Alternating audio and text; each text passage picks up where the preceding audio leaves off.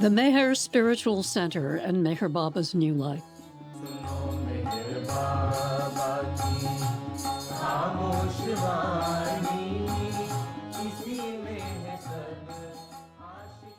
At 7 a.m. on August 1st, 1949, Meher Baba stepped out of his cabin enclosure at Merazad, ending the 40 days of what has come to be called his great seclusion.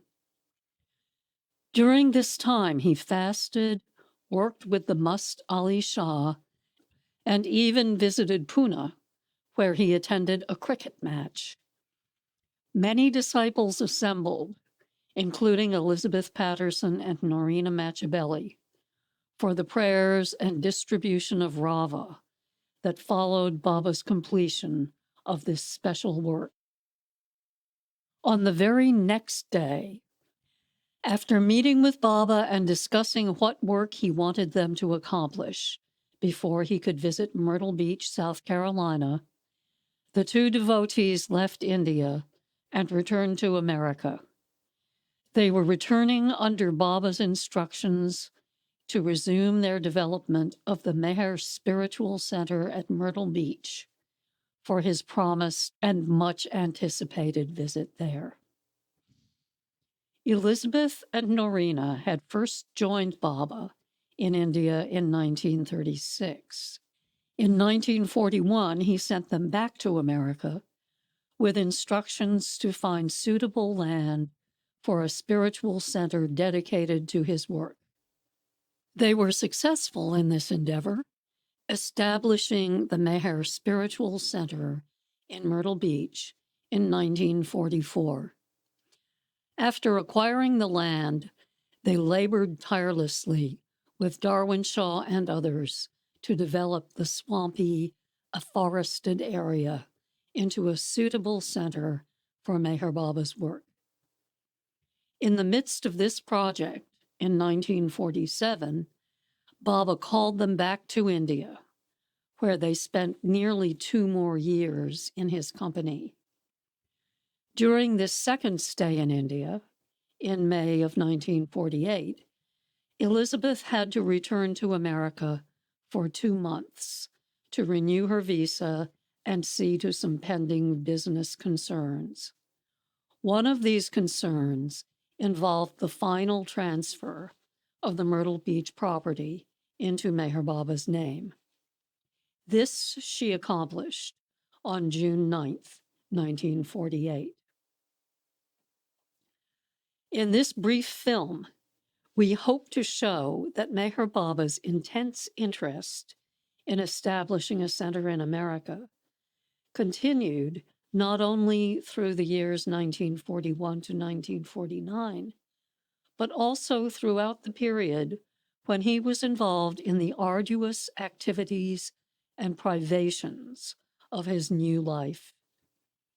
Followers of Meher Baba often think of the new life and the development of the Meher Spiritual Center as 2 discrete episodes in Meher Baba's ministry.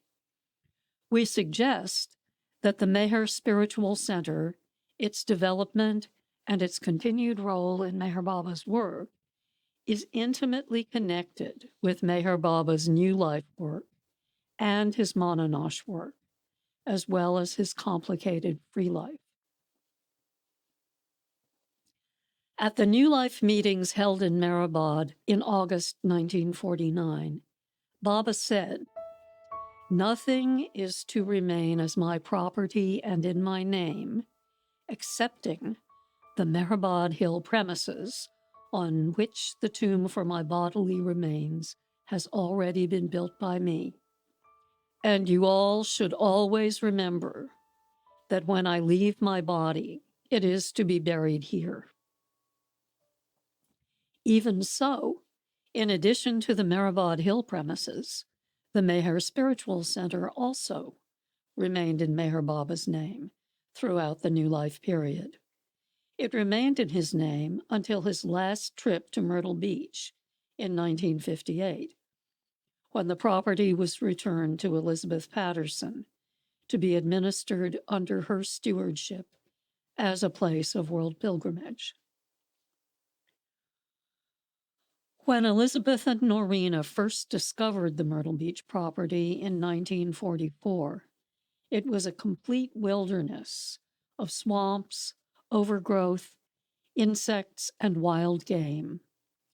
Elizabeth, Norina, Darwin Shaw, Frank Eaton, John Bass, and many others struggled for years to develop the virgin forest into a viable spiritual center for Baba.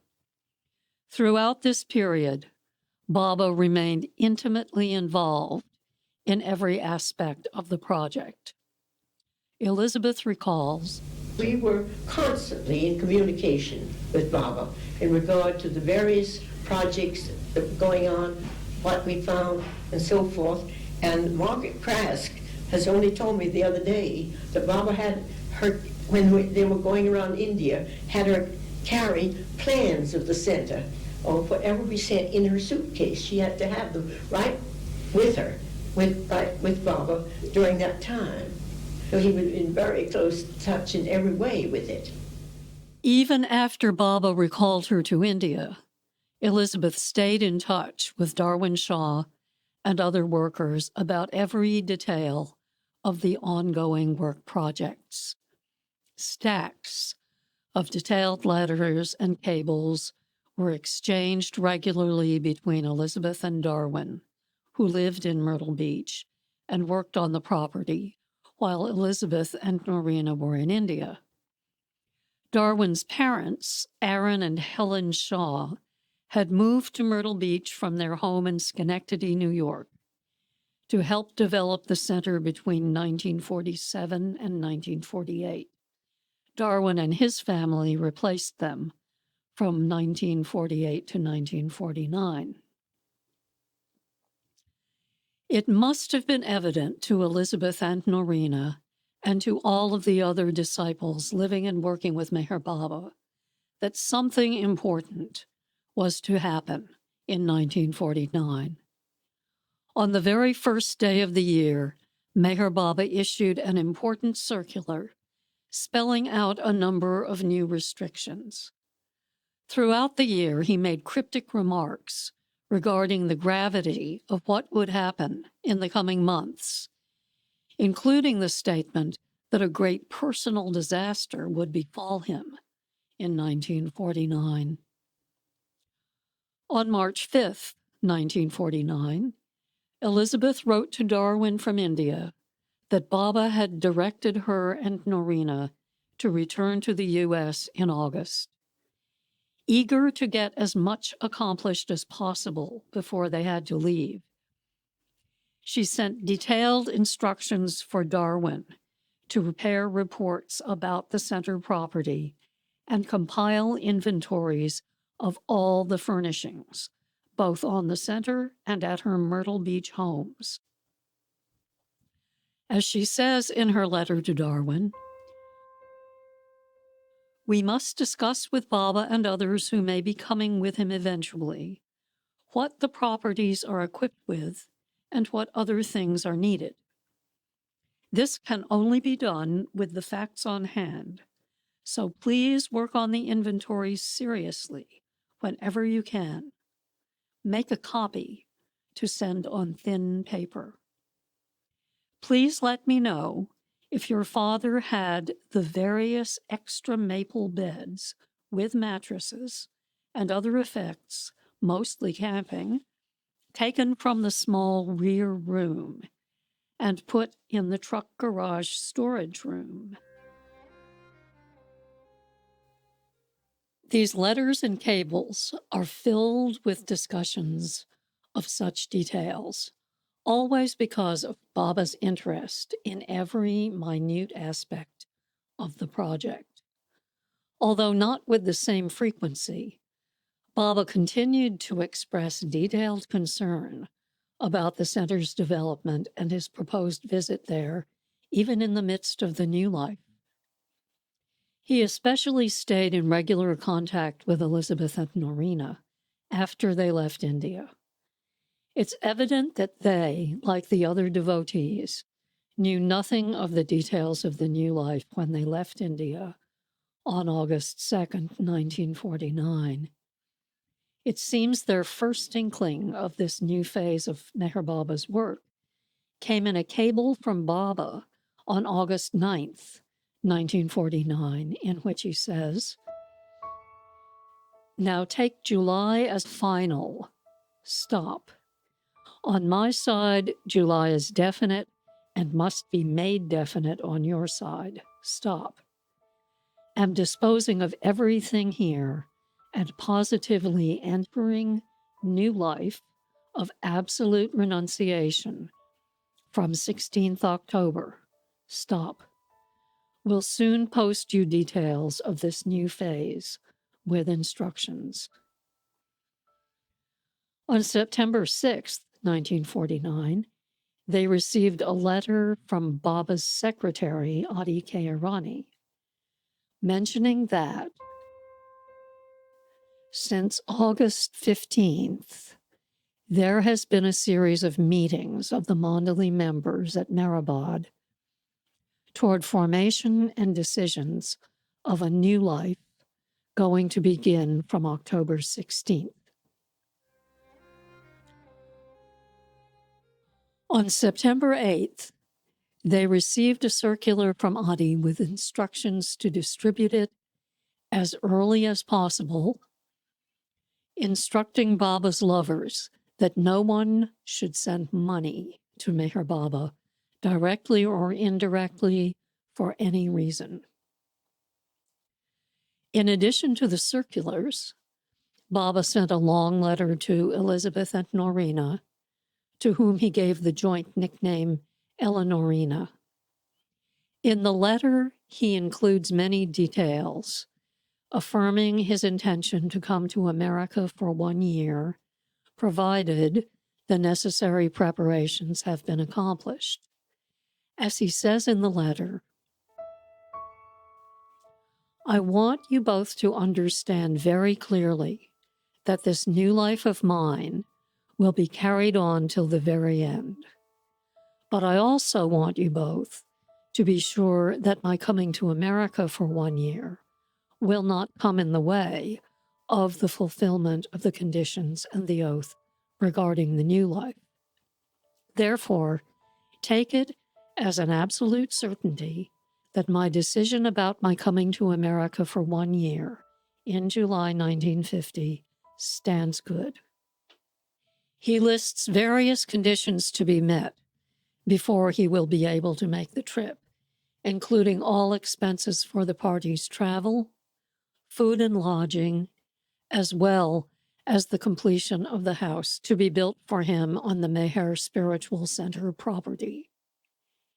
He goes on to say that Elizabeth and Norina have special permission to communicate with him regarding his coming to stay at the Meher Spiritual Center. "I am leaving Pimplegown and Mehrabad on the 16th of October, and no one in the East or West can write or wire to me. But because of me coming, plans and arrangements, I give you two the freedom after 16th of October to cable me whenever necessary, only regarding this coming of mine, and to definitely wire me in June 1950. I hope it is all clear to you both. Acknowledge this by cabling me immediately to the usual address before 15th of October."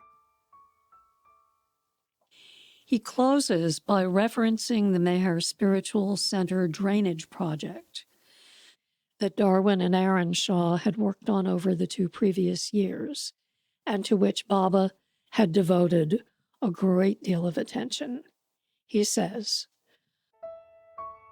"I am very happy that the drainage project and clearing and ditching has been taken in hand. My eternal love to you both, Baba." Elizabeth received yet another letter from Baba just a few days later, on September 21st, 1949. Baba wrote, "Dear Elizabeth, I want you to specially note that yours will be the only will that will remain intact and which I will keep with me. Also, that although no property will remain in my name, Myrtle Beach will always remain in my name and be the only property belonging to me. He closes saying, all my love to you and Norina, Baba.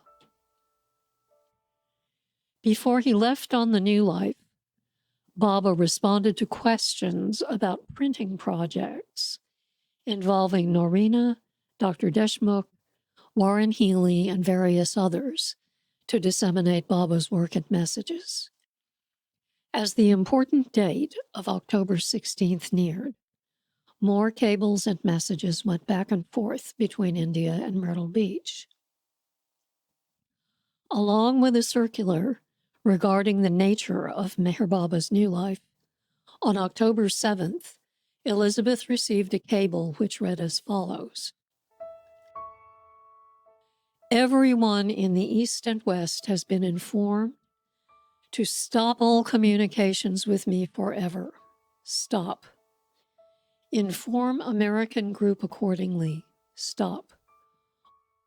Eleanorina can cable in my name when necessary. Another letter was received on October 8, 1949, reiterating that Baba would come in July 1950 if Elizabeth had met all of the conditions. Apparently, Norina was concerned that she and Elizabeth had not received specific instructions regarding their participation in the new life, and had communicated these concerns to Baba. He replied to Norina in a cable sent via Elizabeth Patterson as follows. If you had read New Life details clearly, you would have understood the conditions are given personally to only those accompanying me. Stop. Eleanorina will be participating by following all cables and letters sent up to date. Stop. Elizabeth, definite adherence to all agreements, helped by Norina, for present and for future, is ample participation. Love, Eleanorina, Baba. Less than a week later, Elizabeth received yet another cable from Baba. It read, Cable received, stop. Noted about business prospects, stop. Am starting for new life day after tomorrow, stop. Deepest love, Eleanorina, Baba. Naturally, there was little communication during the first month of the new life. Baba had already done much traveling and had briefly settled in Belgaum for the training phase of the new life. Just 2 days after the companions departed Belgaum, Elizabeth and Norina received a rough English language translation of the Song of the New Life, perhaps the first to reach the Western world. This was later published in a pamphlet printed by Warren Healy. Although they had no idea where Baba's travels were taking him and the New Life companions, in early January 1950, Elizabeth and Norina were given a new address in Dehradun for communication with Baba, care of the Nalavala family. When Baba had not heard from Elizabeth by the end of the month, he had Dr. William Donkin write to her on January 27th. Donkin was preparing to leave for Bombay to collect necessary medical supplies for his dispensary. In addition to informing Elizabeth of some of their activities, Donkin asked Elizabeth to update Baba on her progress so that he could plan his trip to Myrtle Beach and plot his new life itinerary. He writes,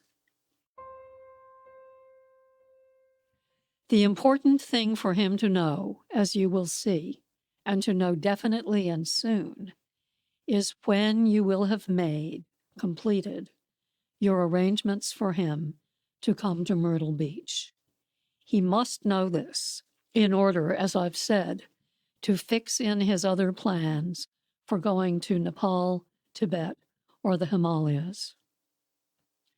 Baba therefore wants you to let him know by cable, as soon as you receive this letter, whether you will have completed all your arrangements by July 1950, so that he can come to Myrtle Beach in July 1950. If not, when the preliminary arrangements will be completed, by what date. In order to finance the continued development of the Meher Spiritual Center, the building of Baba's house on the center, and the travel expenses for Meher Baba and his companions, Elizabeth had been selling off various assets. Much of the communication between Elizabeth and Baba during the new life involved these assets. They were important because Baba's eventual trip to the West depended upon her ability to manage the finances involved. She replied by cable to Donkin's letter, providing many of these financial details. Baba replied by cable, assuring Elizabeth that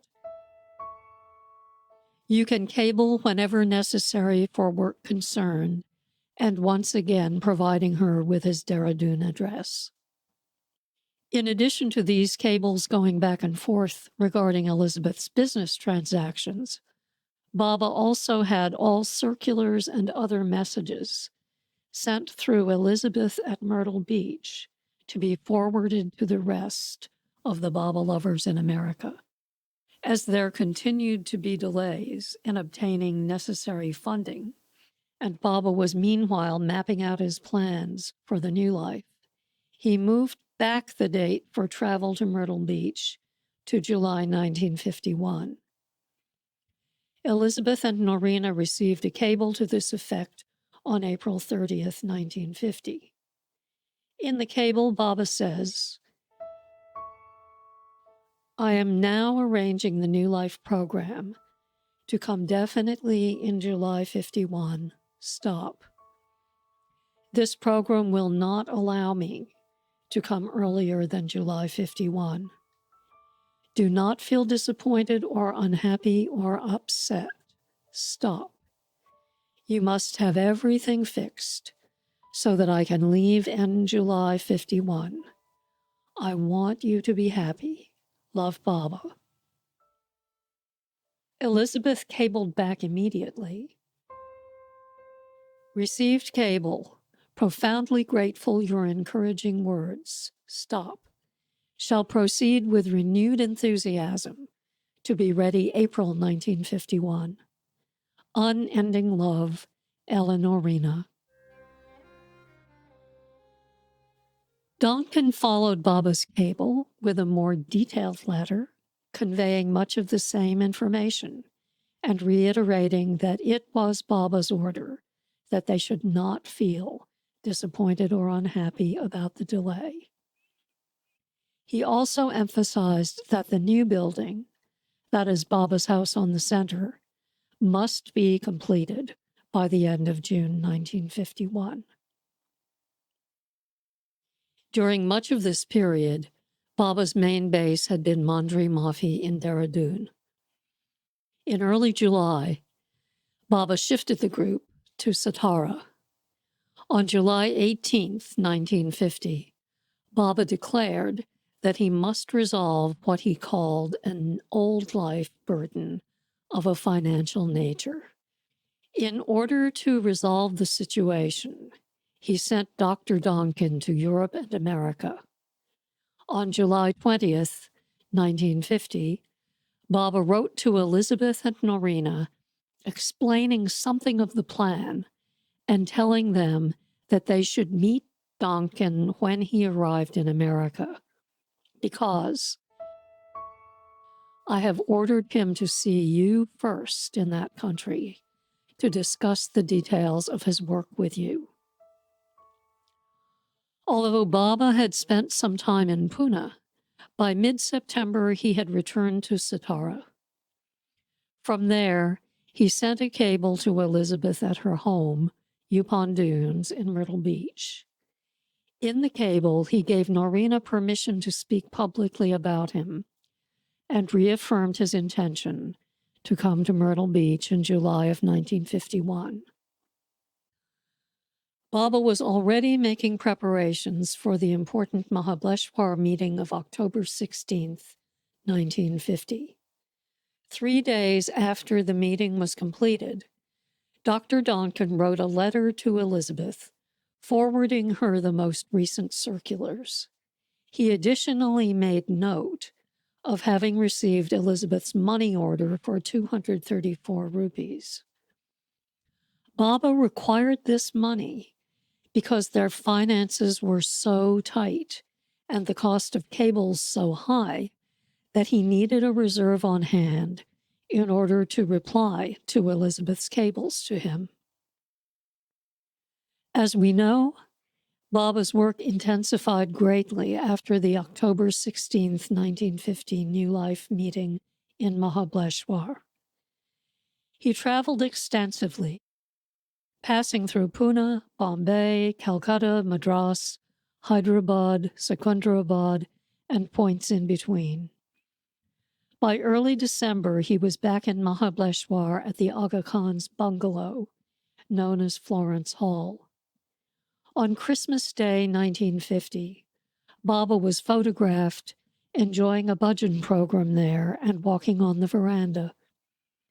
On the same day, he dictated a telegram to Elizabeth, which read simply,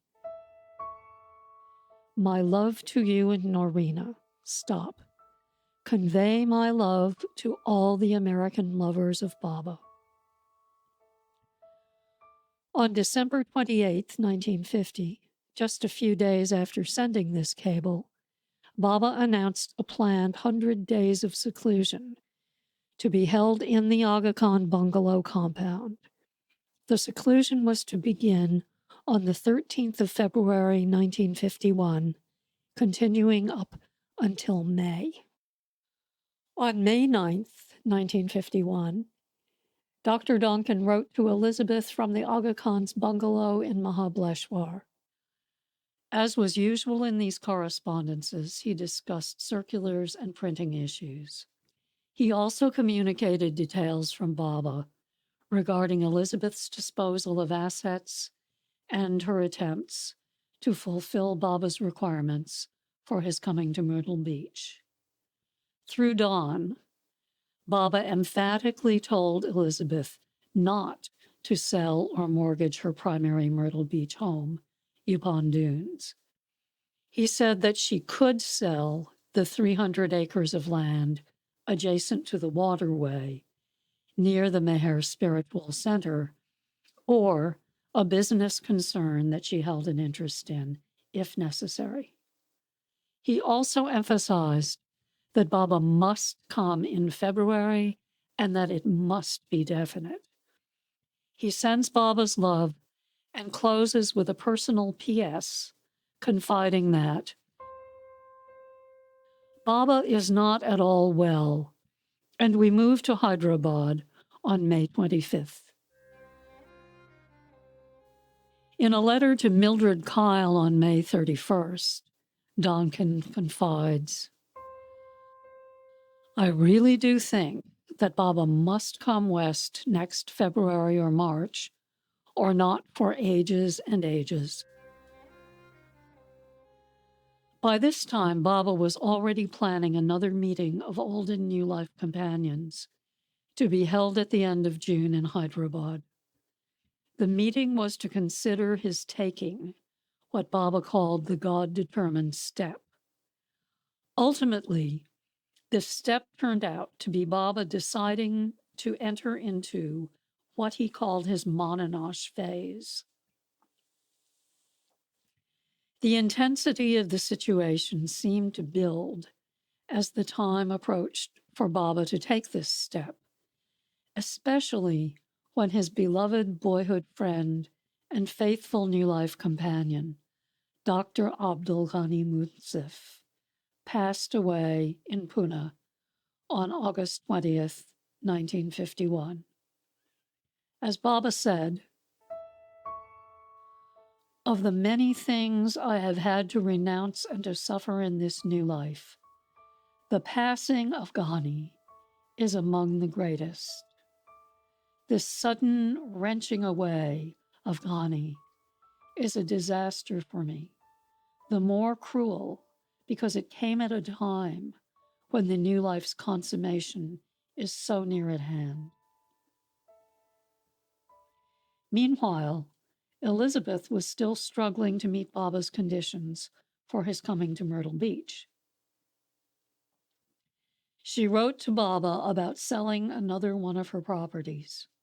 Baba, increasing the pressure, replied in a cable to her on September 25th, 1951, just a few weeks before he was to enter his Mononosh phase. "Permission granted to sell old house if necessary, stop. Okay if expenses ready by September end and new house by February end, stop. Must definitely have yes or no, definite reply by end September. Love, Eleanorina, Baba." This last message from Baba must have turned the key, because Elizabeth wrote back to Baba confirming that at last all of his conditions had been met, and she hoped that he would come to Myrtle Beach soon. Baba replied by cable, "Absolutely happy. Eleanorina successful, having Baba definitely come to America about end of March, God willing. Deepest love, Baba." He then sent this message: "The necessary arrangements having been successfully completed by Elizabeth and Norina, I shall, if God so wills it, and if I am alive, come to the West next year. I have therefore decided to leave India for the West at the end of March, or during the first week of April 1952, and I shall fly directly to America. Later in the year, I shall stay a few weeks, England, France, and Switzerland. In order that the results of my work from October 16, 1951 to February 1952 may be fully manifested in the Western world, either with the fullest success or as an utter failure, I must be in seclusion for the first 2 weeks of my stay in America. I therefore want no publicity of any kind, either when I leave India or when I arrive in America, and for these first 2 weeks following my arrival in America, only a very few of my most intimate Eastern and Western disciples will be staying with me. After these first 2 weeks of seclusion, I shall see everyone everywhere, because eventually I shall have to give to the world the results of my 4 months' work." After sending this message to the West, Meher Baba began his Mononosh work on 16th October 1951. This work proceeded in 4 phases, concluding in mid-February 1952.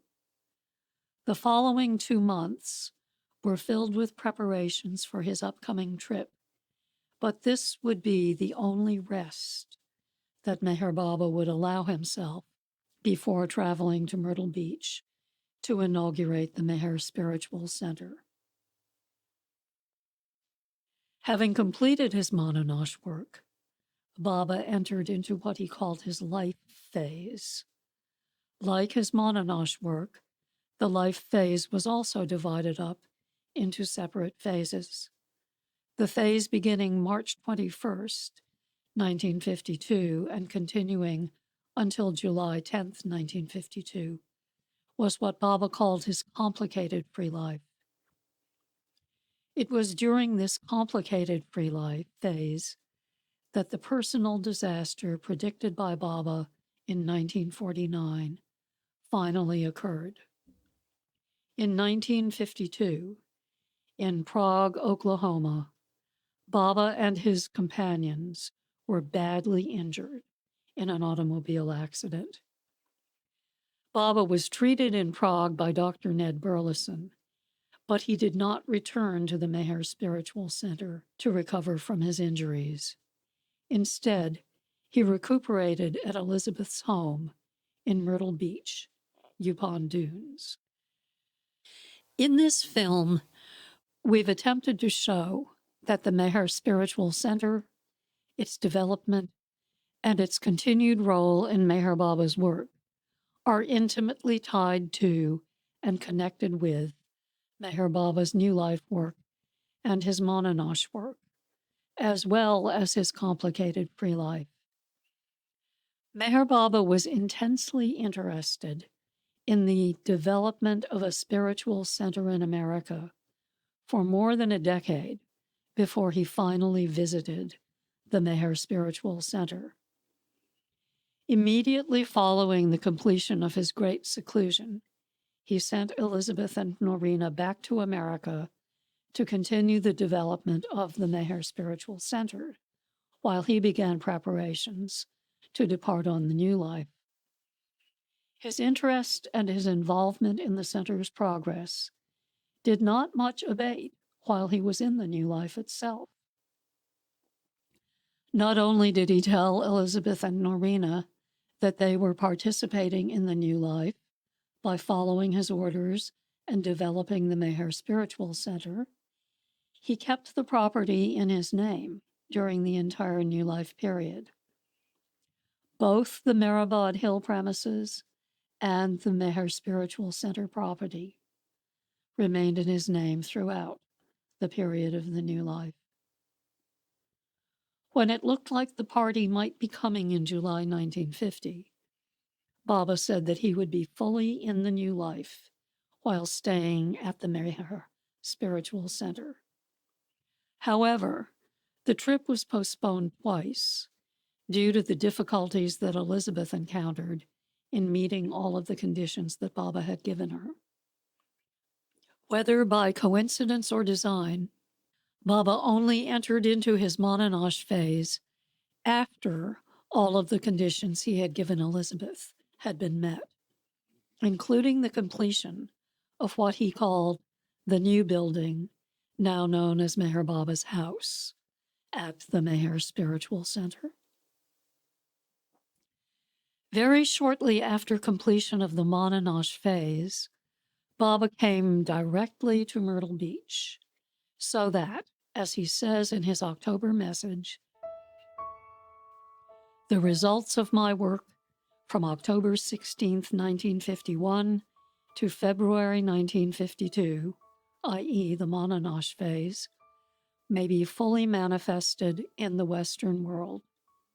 He made no stops in Europe or London, as he so often did, nor even in New York. Instead, he came directly from India to Myrtle Beach.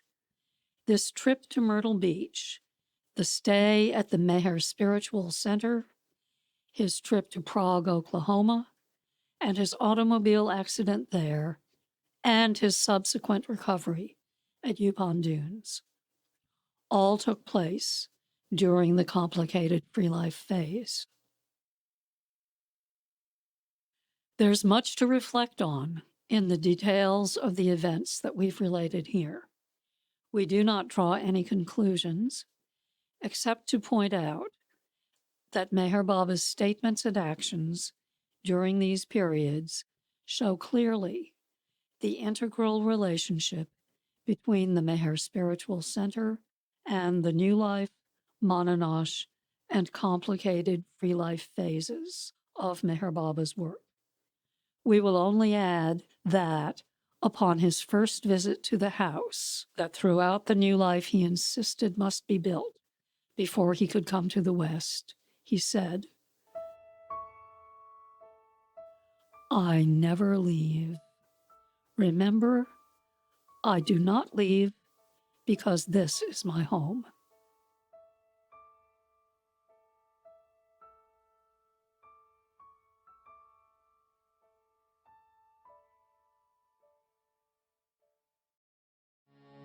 सुनो मेहर बाबा की खामोश वाणी, इसी में है सब आशिकों की कहानी। सुनो मेहर बाबा की खामोश वाणी, इसी में है सब आशिकों की कहानी। सुनो मेहर बाबा की।